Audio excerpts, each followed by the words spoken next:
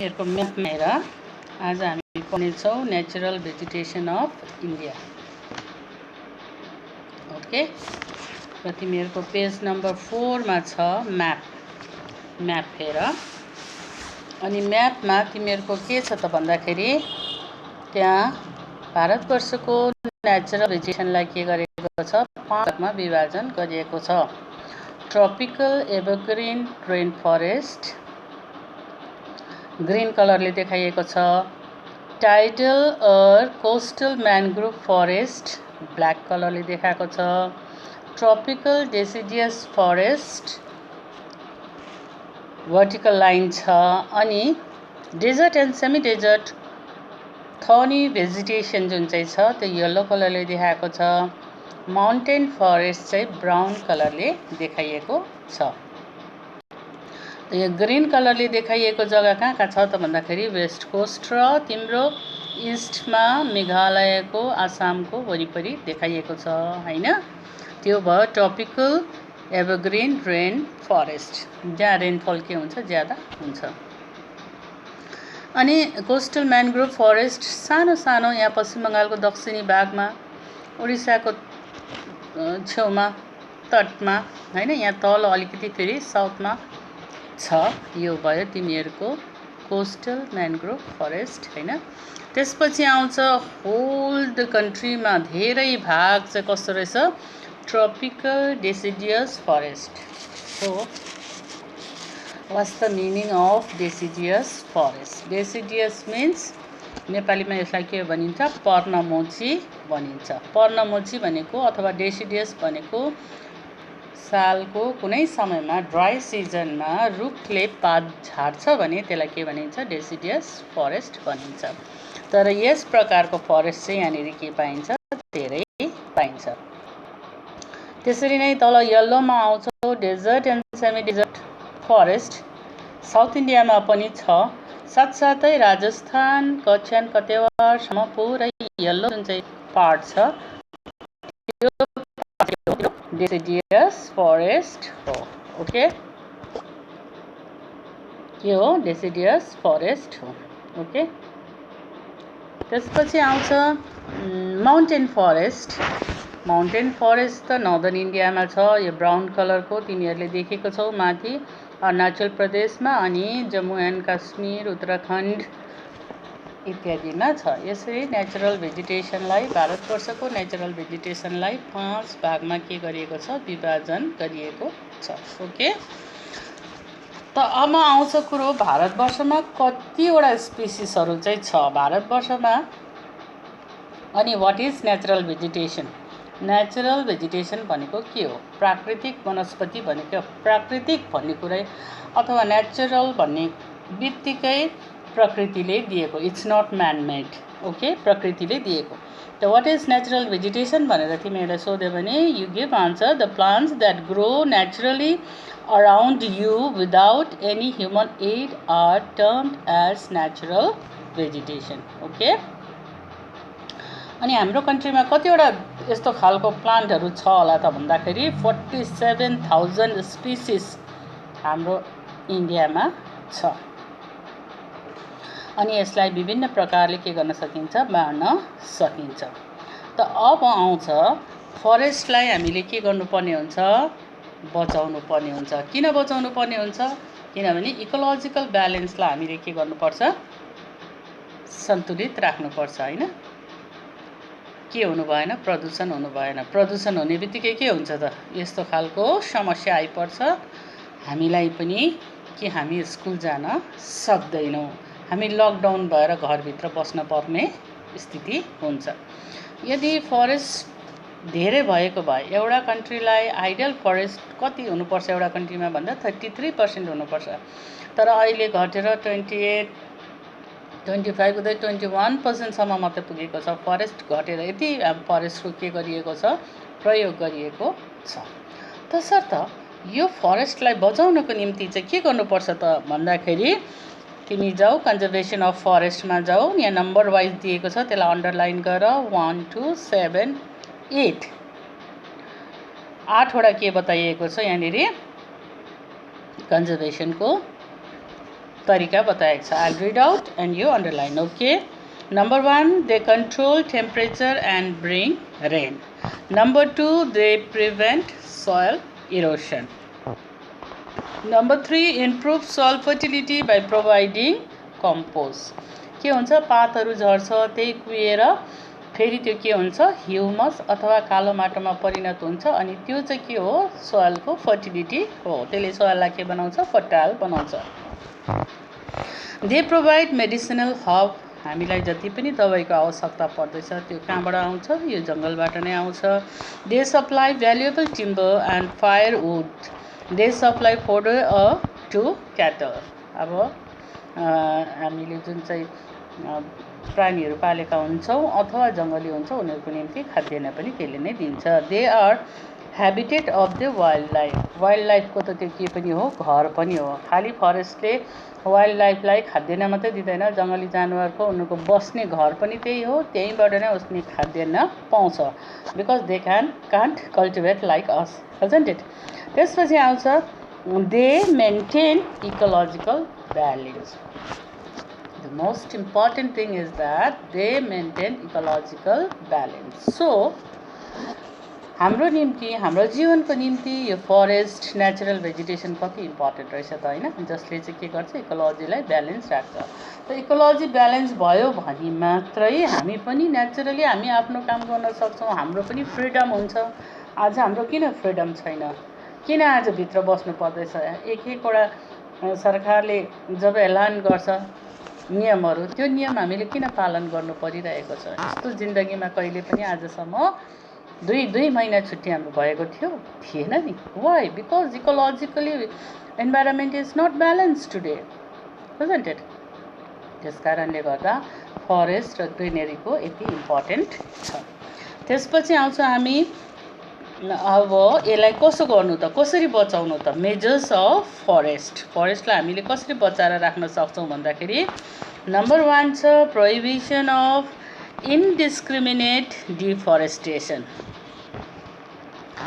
जताभावी रुख काट्नुलाई के गर्नुपर्छ, प्रोहिबिट गर्नुपर्छ, रोक्नुपर्छ. काट्नु दिनु हुँदैन. कसले काट्नु दिँदैन त.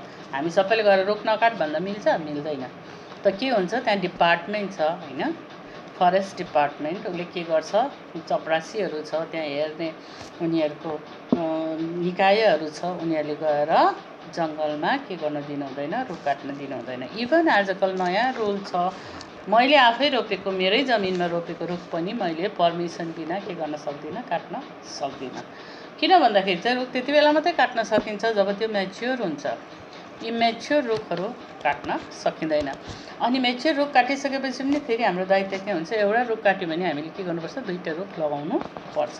सो यस्तो खालको कुराहरूलाई चाहिँ हामीले फलो गर्नुपर्छ. सो तिमीहरूले के गर्छौ, मेजर्समा नम्बर 1 याद गर्छौ, prohibition of indiscriminate deforestation. Okay. Number 2 मा जाऊ, reduction of felling of the premature tree. Premature tree भनेको चाहिँ जुन चाहिँ सानो सानो रुखहरू हुन्छ जो मेच्योरै भएको हुँदैन, ती रुखहरूलाई चाहिँ काट्नु हुँदैन. त्यो काट्नु चाहिँ के हो, सजाय हो भनेर प्रिमेच्योर रुख काट्नु दिनु हुँदैन. 2 नम्बर याद गर्नुपर्ने मात्रै त्यति नै कुरा याद गर्दा भइगयो. Number 3 use of alternate sources of energy instead of फ्युलवुड.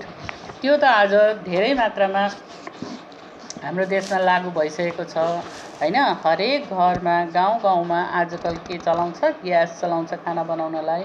नत्र के गर्थ्यौँ त भन्दाखेरि हाम्रै आमा बाबाले पनि जङ्गलबाट रुख काटेर ल्याएर त्यसकै दाउरामा नै खाना बनाउने गर्थे. त्यसो हुँदाखेरि होल इन्डियाको यत्रो पपुलेसनले जङ्गलबाट रुख काटेर चाहिँ खाना बनाउन थाल्यो भने के हुन्छ त, जङ्गल त्यसै कारणले पनि सिद्धियो, धेरै भयो. किनभने फेरि रुखबाट नै धेरै फर्निचरहरू बनाइन्छ होइन, राम्रो राम्रो फर्निचर्सहरू बनाइन्छ, घर बनाइन्छ पाहाडमा. अहिले पो सिमेन्टहरू आउन थाल्यो त. पहिले के थियो, अलिक गरिबको चाहिँ माटो र बाँसको घर थियो, अलिक धनीको चाहिँ काठको घर थियो. आजकल चाहिँ सिमेन्टको घर, इँटाको घर हुन थाल्यो. त्यसकारण घर बनाउन कम्ती भयो होइन त. अनि फरेस्ट पनि के भयो, फरेस्ट प्रोडक्ट पनि कम्ती हुँदै गयो, महँगो हुँदै गयो. त्यस कारणले गर्दा सस्तो खोज्दाखेरि हामी सिमेन्टको घर बनाउनपट्टि गयौँ. तर त्यो एउटा राम्रै पनि भयो. त्यसले गर्दाखेरि फरेस्ट दिनु भयो. फेरि उम्रेको जुन चाहिँ नेचुरल भेजिटेसनहरू छ त्यसलाई हामी के गर्नु भएन, मास्नु भएन, होइन त। त्यसपछि आउँछ prevention of forest fire, page number 105। Forest fire चाहिँ के गर्नु पर्यो, जङ्गललाई बचाउनु पर्यो। अस्ति धेरै ठुलो आग लागि भयो जङ्गलमा, तिमीहरूले न्युज पढ्यो कि पढेन, इन्डियामा होइन बाहिर देशमा। त त्यो देखेर सबैजना के गरे, यसलाई बचाउन पर्छ भनेर हवाईजहाजबाट पानी, हेलिकप्टरबाट पानी फ्याँकेर पनि निभाउने कोसिस गरियो। कहिले कहिले नेचुरली जब ड्राई सिजन हुन्छ, हावा चल्ने सिजन हुन्छ, त्यति बेला रुखहरू एकाअर्कामा के हुन्छन्, रगडिन्छ। त्यसपछि त्यहाँनिर के उत्पन्न हुन्छ, फायर, आगो उत्पन्न हुन्छ र त्यो जङ्गल आफै सुक्खा मौसममा के गर्ने गर्छ, जल्ने गर्छ। एउटा त्यसरी जल्ने गर्छ, एउटा मान्छेले पनि जलाउने गर्छ। अब मान्छेले पनि जलाउनु भएन, अनि त्यसरी प्राकृतिक ढङ्गमा पनि जलेको जुन चाहिँ फरेस्ट छ त्यसलाई के गर्नु पर्यो, बचाउने प्रयास गर्नु पर्यो। त्यसपछि आउँछ control of disease of forestry chemically or biologically. त्यति नै याद राख। कुनै पनि रुखलाई पनि हामीलाई जस्तो के लाग्छ, डिजिज, बिमारी लाग्छ, मर्ने होइन, कुहिने, अनि त्यसो हुँदाखेरि त्यो के हुन पाउँदैन, म्याच्योर हुन पाउँदैन। तसर्थ त्यसलाई पनि हामीले केमिकली दबाईहरू पाइन्छ, हामीलाई जस्तो प्लान्टलाई पनि दबाई, मल इत्यादि पाइन्छ, त्यो हालेर पनि त्यो ट्रीहरूलाई चाहिँ के गर्ने कोसिस गर्नुपर्छ, बचाउने कोसिस गर्नुपर्छ। ओके। त्यसपछि आउँछ तिम्रो control grazing of cattle. Control grazing of cattle भनेको तिमीहरूले देख्छौ बाहिरतिर जसले पनि पशु पालेका हुन्छन् उनीहरूले के गरिदिन्छन्, बाहिर चर्नु पठाइदिन्छ, जहाँ खाली देख्यो, जहाँ घाँस छ त्यहाँनिर पठाइदिन्छ। अब त्यसरी पठाउनु भएन। अब त्यस्तो एनिमल्सको लागि घाँस खाने जग्गा अलग्गै भिन्दै बारेर बनाइदिनु पर्यो, ताकि त्यो गाई गोरुहरू जताभावी गएर के नगरोस्, घाँस नखाओस्। उनीहरूले घाँस खाँदा उनीहरूको चाट्टा पाउँछ, त्यसले थिचिन्छ, धेरै प्लान्टहरू के हुन्छ, मर्छ, अनि उनीहरूले घाँस छोटो हुँदाखेरि तान्छन्, त्यो तान्दाखेरि पनि त्यो उक्किन्छ, त्यसो हुँदा के हुन्छ त, सोइल इरोसन हुन्छ। ओके।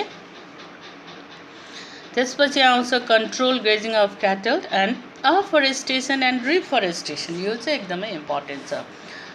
फरेस्टको मात्रा बढाउनु हो भने मैले अघि नै भनिहालेँ 32% फरेस्ट हुनुपर्छ, तर 32% छैन फरेस्ट। त्यसकारण हामीले के गर्नुपर्छ, अफरेस्टेसन गर्नुपर्छ। जुन चाहिँ ल्यान्ड खाली छ त्यहाँ पनि नयाँ रुख लाउनु पर्यो। रिफरेस्टेसन भनेको चाहिँ काटेको ठाउँमा पनि के गर्नु पर्यो, एउटा रुख काटेको छ भने 2टा या त 3टा त्यहाँनिर के लाउनु पर्यो, रुख लाउनु पर्यो। त्यसपछि आउँछ एजमा adaptation of forest management like failing of mature trees and selective tree falling operation. अब हामीले रुखै नकाटे हुन्छ भन्ने पनि छैन, फरेस्ट पनि चाहिन्छ, टिम्बरको लागि चाहिन्छ। त्यति बेला जब रुख काट्न जान्छन्, फरेस्ट डिपार्टमेन्टकैहरू जान्छन् या त जो पनि निकायले यो काम गर्छ जान्छन्, त्यति बेला चाहिँ के गर्नु पर्यो त भन्दाखेरि त्यो रुखहरूलाई चाहिँ के गर्नु भएन, काट्ने जुन चाहिँ छ त्यो सिस्टमलाई चाहिँ के गर्नु पर्यो, यस्तो प्रकारले म्यानेज गर्नु पर्यो ताकि त्यहाँनिर के गर्नु पर्यो, दाग लगाउनु पर्यो। तिमीहरूले जङ्गलतिर घरदेखि जाँदाखेरि फरेस्टतिर देख्छौ है, कतिजनाको घर त फाराबारीहरू कता कता छ, फरेस्टहरू छ नि त, त्यहाँनिर के गरेको देख्छौ, रुखमा दाग लगाएको हुन्छ, सेतो रङ लगाएको हुन्छ होइन। अनि त्यो रङ लगाएको चाहिँ के हुन्छ त भन्दाखेरि त्यो चाहिँ मेच्योर भएको ट्री हो भनेर चाहिँ लगाइएको, त्यसलाई कुनै समयमा काट्न पनि सकिन्छ। अब त्यो रुख के भयो, मेच्योर भयो। यो खालको पद्धति मेच्योर भएको रुखलाई मात्रै काट्ने अनि मेच्योर नभएको रुखलाई चाहिँ के नगर्ने, नकाट्ने, त्यो पद्धतिलाई चाहिँ के गर्नुपर्छ, अपनाउनु पर्छ। अनि पिपल्स पार्टिसिपेसन, सबभन्दा ठुलो कुरो people's participation. Conservation of forest can be best done by the people's participation. यहाँ दाग लगाऊ। अर्को छ forest protection committee, FPC. Sometimes यो एब्रिभिएसन एफपिसी भनेको के हो भनेर आउँछ। त्यसपछि आउँछ जेएफएम, जोइन्ट फरेस्ट म्यानेजमेन्ट, त्यसलाई दाग लगाऊ। फरेस्टसँग जोइन्ट ह्यान्ड गरेर काम गर्नु, जस्तो 5 जुनमा इन्भाइरोमेन्टल डे होइन, त्यो दिन के गर्छ त्योभन्दा पहिला अब फरेस्टले के गर्न थाल्छ, रुखको बिरुवाहरू बाँड्न थाल्छ। हाम्रो स्कुलमा पनि आउँछ, इको क्लब छ हाम्रो स्कुलमा होइन। इको क्लबको मेम्बरहरूले त्यो रुखहरू रोप्ने कामहरू गर्छ। स्कुलमा पनि हामी लाउँछौँ। अन्त लगाए तापनि हाम्रो जग्गा सानो भएकोले गर्दा हामीले त्यसलाई बचाएर राख्न सकिरहेका छैनौँ। जग्गा सानो छ, तर जग्गा भएको ठाउँमा चाहिँ हामीले के गर्नु पर्यो, फरेस्ट डिपार्टमेन्टसँग मिलेर त्यो रुखहरू लाउने काम गर्नु पर्यो। र यहाँ पञ्चायतमा पनि आउँछ, र पञ्चायतमा जसको पनि घरको अगाडि या त छेउमा जमिन छ त्यहाँ अथवा रोडको साइडमा रुख लगाइदिएर, तर रोडको साइडमा रुख लगाइदिएपछि त के गर्छ त, त्यहाँको उसले खाइहाल्छ, के अरे एनिमल्सहरूले खाइहाल्छ। तर त्यसदेखि बचाउनको निम्ति बाँसको बेडाको लगाएर होइन, नभए बोरा काटेर त्यसले प्रोटेक्ट गरेर लगाएर भए पनि हामीले के गर्नुपर्छ, रुख रोप्ने काम गर्नुपर्छ। अनि आजकल एउटा नयाँ काम सुरु भएको छ, त्यो के हो, social forestry and agro forestry. Social forestry भनेको समाजको मान्छेहरू मिलेर आफ्नो गाउँमा कहाँ खाली जमिन छ त्यतातिर मिलाएर जमिन लगाउनु, अनि जङ्गल पनि छेउमा छ भने सबै मिलेर लगाएर त्यसको हेरचाह गर्नु। यहाँ नक्सलबारीको एउटा फरेस्टमा त्यसरी हेरचाह गरेर लगाइएको छ, राम्रो टिकको फरेस्ट समाजले मिलेर। जस्तो हाम्रो समाज वेलफेयर सोसाइटीहरू हुन्छ हुँदैन, त्यस्तो सोसाइटीले नै के गर्ने काम गर्छ, रुख रोप्ने काम गर्छ उनीहरूको काम होइन। त्यसपछि आउँछ एग्रो फरेस्ट्री, जसको एग्रिकल्चर गर्ने ल्यान्ड छ त्यो ल्यान्डमा चाहिँ उनीहरूले के गर्नु पर्यो, एग्रिकल्चर सँगसँगै के पनि लगाउनु पर्यो, रुख पनि लगाउनु पर्यो। जस्तो कि मानिलियो टी गार्डन छ, टी गार्डनको बिचबिचमा रुख लगाएको छ। त्यो रुख लगाउनुको कारण चाहिँ के छ भन्दाखेरि, टी गार्डनमा चाहिँ रुख लगाउनु पर्ने कारण चाहिँ के हुन्छ भन्दा, टीलाई के चाहिन्छ, रुखको सेट चाहिन्छ। तर त्यसरी नै जसरी त्यहाँ लगाएको छ त्यसरी नै हामीले खेतीपाती जहाँ गर्छौँ, सपोज मानले धान रोप्छौँ होइन, गहुँ रोप्छौँ, कहीँ पनि रोप्छौँ, तर त्यसको छेउमा के हुन्छ, जग्गा हुन्छ, कुनौटेतिर जग्गाहरू हुन्छ, छोडिएको जग्गाहरू हुन्छ, त्यस्तोतिर हामीले रुख लगायौँ भने के हुन्छ त भन्दाखेरि, त्यो रुखहरूले के दिन्छ, सेड दिन्छ। अनि साथसाथै त्यसले के पनि गर्छ, इकोलोजिकल ब्यालेन्स पनि गर्छ। त यहाँसम्म तिमीहरूको भयो नेचुरल भेजिटेसन। अब फेरि पछाडिपट्टि पेज टर्न गर, 102 पेजमा तिमीहरूको के दिएको छ, टेबल दिएको छ, जसमा यो टेबलमा नेचुरल भेजिटेसन फर्स्ट कलममा छ, सेकेन्ड कलममा छ रिजनल डिस्ट्रिब्युसन, थर्ड कलममा क्यारेक्टरिस्टिक्स फिचर्स छ, अनि important species and their uses, त्यसरी नै name of the vegetation type दिएको छ, regional distribution, characteristics feature and important species and their uses दिएको छ। र यो युजेसहरूलाई पनि तिमीहरूले के गर्छौ, हेर्छौ अनि के